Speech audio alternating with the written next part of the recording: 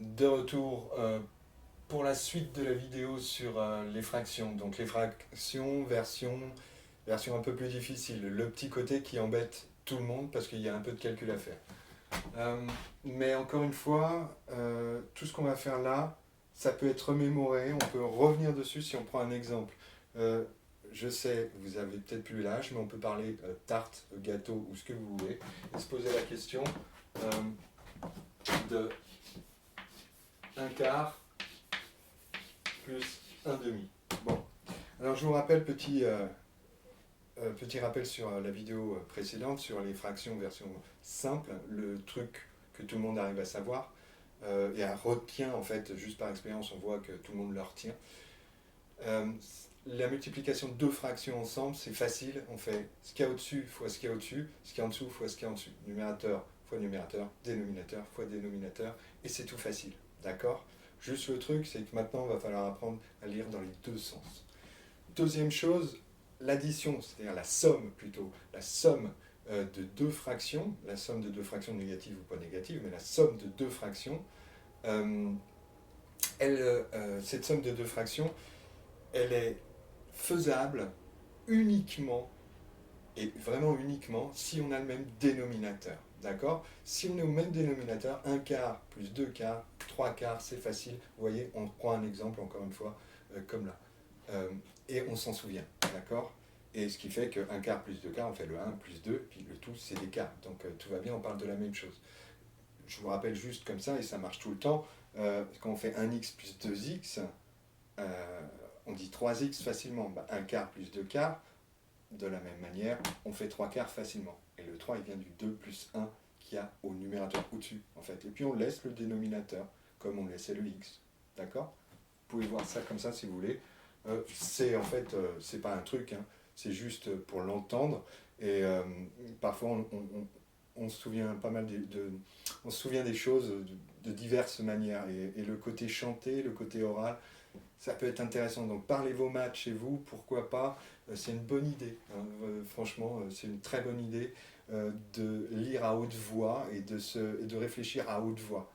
Parce que quand on réfléchit dans notre tête, à l'intérieur, honnêtement, des fois, on oublie des mots, on oublie des phrases, c'est pas très logique. Puis surtout, on murmure et on croit qu'on sait, puis en fait, on sait pas. Alors, je vous conseille de le dire à haute voix. Le stade d'après, c'est de prendre votre petit frère, votre petite sœur, puis de leur expliquer. Et puis s'ils arrivent à comprendre, ça veut dire que vous, si vous avez su l'expliquer, ça veut dire que vous savez. D'accord?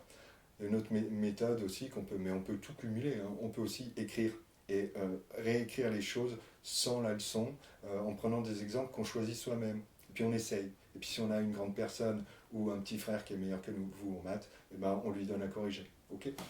Donc revenons sur notre 1 quart plus 1 demi. Désolé, j'écris jamais réellement de la même manière à chaque fois. 1 quart plus 1 demi. Là, on peut se poser la question, est-ce qu'on sait le faire? Oui, on sait le faire juste parce qu'on a déjà coupé des tartes. Mais en mathématiques, là, à l'heure actuelle, là, comme ceci, on se dit, bon, c'est pas une multiplication de fractions, donc ok, ça, tant pis pour le côté facile. C'est une addition, c'est une somme de deux fractions. Bon, alors on regarde le dénominateur. Sont-ils identiques? Parce que s'ils étaient identiques, ce serait génial, c'est facile. Mais là, pas de pot, ils ne sont pas identiques. Mais maintenant, visualisons. J'ai un quart de tarte plus un demi de tarte, c'est-à-dire une moitié de tarte. Très facilement, allez, je vous fais la petite tarte là. On a un demi, d'accord, ça c'est un demi, désolé, ça ne se voit pas. Bon, hop, un demi, et je l'ajoute à un quart. Donc visuellement, on voit que ceci, ça fait trois quarts, d'accord? Donc en fait, je vais vous le mettre ici, ça fait trois quarts, on le sait comme ceci. Mais comment on a pu obtenir ça? Ben, en fin de compte, on peut se dire que, bah, tiens, 1 sur 2. 1 sur 2, c'est quoi? C'est en fin de compte la même chose que 2 sur 4. La même chose que 2 sur 4. Alors j'ai mon 1 sur 4 plus ceci, je peux le transformer assez facilement dans ma tête. Un demi, la moitié, c'est pareil que 2 sur 4. D'accord? Si je prends sur mon gâteau 4 parts, je prends 2 parts, c'est 2 parts sur les 4 parts. 2 sur 4. Et c'est la même chose que quand j'ai le même gâteau, je l'ai coupé qu'en deux, je prends une part sur les deux parts. D'accord? Alors ça, mentalement, c'est facile, mais ça va vous permettre de vous souvenir de ce que vous avez fait. Et ce que vous avez fait, vous vous en êtes pas rendu compte, mais étrangement, vous avez pris ça, là, ce 1,5, et ce 1,5, vous l'avez multiplié par 1. Oui, ça semble assez étrange et bête, mais multiplier par 1, c'est pas anodin. Multiplier par 1, c'est un super truc en mathématiques, on s'en sert tout le temps. Parce que 1, c'est plein de choses. 1, c'est à la fois 2 sur 2, 3 sur 3, c'est 1 million sur 1 million, c'est un chien sur un chien. 1, c'est... on peut l'écrire de plein de manières différentes. Et ici, on va s'amuser à prendre un 1 particulier, un 1 qui va nous permettre de transformer ce 2 en 4. Alors pour transformer ce dénominateur 2 en 4, on se dit facilement, tout simplement, le 1 ici, je vous remets le 1,5 qui est là, multiplié, le 1, je le transforme en 2, parce que là, pour multiplier, pour avoir le 4, je fais 2 fois 2, d'accord? Et pour que ça reste un 1, on a 2 sur 2. Ceci, le 2 sur 2, c'est la même chose que 1. Ce qui fait qu'en multipliant par ce 2 sur 2, mon 1,5, j'obtiens 2 sur 4. Alors là, c'est un peu embrouillé, mais vous en faites pas. Encore une fois, il faut faire les exercices pour que d'un coup, vos neurones acceptent les chemins. Parce qu'au départ, les neurones, ils n'acceptent pas, on se dit, oula, c'est compliqué. Puis en fin de compte, non, c'est pas compliqué. À écouter, oui, un peu, mais en fin de compte, comme je vous le dis, et comme je me répète, c'est assez simple. On fait ça sur 2-3 exemples. Allez, go, parce que c'est l'exemple, de toute manière, qui va nous, qui en fin de compte va résoudre vos problèmes. Donc il va falloir que vous preniez un peu de temps chez vous pour en faire. Si vous ne le faites pas, ça risque d'être problématique, du moins si vous avez des soucis, parce que certaines personnes y arrivent simplement. C'est plus naturel pour elles. Mais bon, on n'est pas tous pareils. Moi, en tout cas, je ne suis pas comme ça. Il faut que je m'entraîne. On va prendre des choses tout bêtes. On va prendre 5 sur 2. Je veux l'additionner à 10 sur 3. Ok? Alors, d'emblée, je dois regarder ceci. Ceci, je l'identifie, c'est une somme de deux termes. D'accord? Somme de deux termes. Ces termes, c'est des fractions. Alors, automatiquement, je regarde le dénominateur. S'ils avaient été communs, c'est-à-dire s'ils avaient été le même, identiques, c'était super simple. Il n'y avait qu'à additionner ceux du dessus, et puis laisser notre dénominateur, les nombres du dessus, c'est-à-dire les deux numérateurs, et puis laisser le dénominateur. Mais là, ce n'est pas le cas. Les dénominateurs sont différents. Donc, en fin de compte, ceci, on va l'arranger. Pour l'arranger, on va prendre chacun des termes, puis on va les multiplier par 1. Alors, je vous le fais version un peu longue, c'est-à-dire ceci, c'est la même chose que ça. Vous allez me dire, oui, ok, c'est facile. D'accord, et si c'est ok, que c'est facile, c'est impeccable, parce que c'est tout à fait par là qu'il faut aller. Alors maintenant, ce fois 1. Ce fois 1, je vais le choisir de telle manière, parce que de telle manière à avoir le même dénominateur ici et ici. Donc je le choisis assez...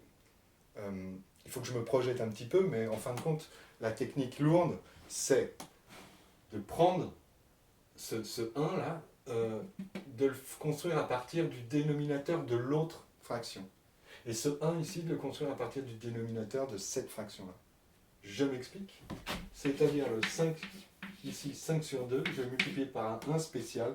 Ce 1 spécial, ça va être 3 sur 3.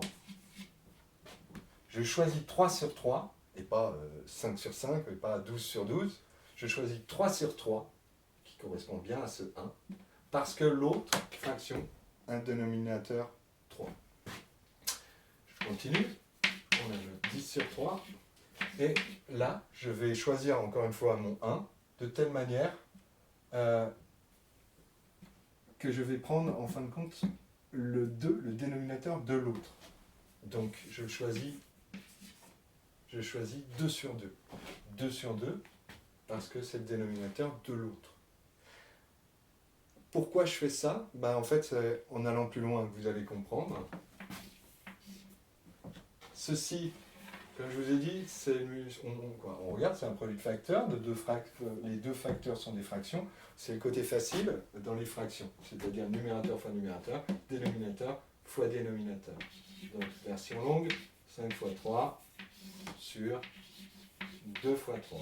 Ok, là j'ai mon plus, et ici je 10 fois 2 sur 3 fois 2. Et vous remarquez un truc tout simple, c'est que 2 fois 3 et 3 fois 2, on sait très bien que la multiplication, elle est commutative. 2 fois 3, 6, 3 fois 2, 6. Conclusion. On a notre 5 fois 3, bon, je l'écris ici, 15. Sur 2 fois 3, ça fait 6.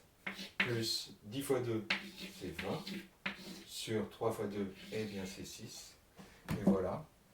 J'ai transformé l'addition de deux fractions qui n'avaient pas le même dénominateur en l'addition de deux fractions équivalentes, c'est-à-dire 15 sur 6, vous pouvez essayer avec votre calculette, 15 divisé par 6, c'est la même chose que 5 divisé par 2, et 10 divisé par 3, c'est la même chose que 20 divisé par 6.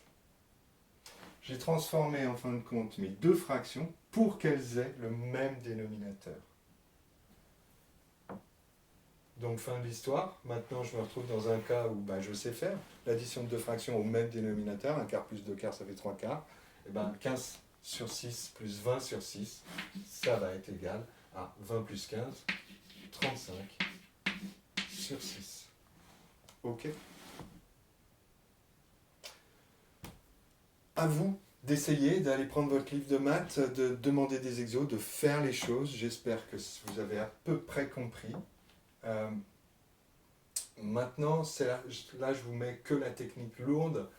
Si jamais certains me demandent, je vous donnerai plusieurs exemples. Peut-être j'aurai le temps, mais j'ai d'autres choses à faire. Ça, bossez-le bien, c'est 5e, 4e. Faites un effort pour ça, on en a vraiment besoin. Allez, au revoir, et on verra si on fait une autre session fraction.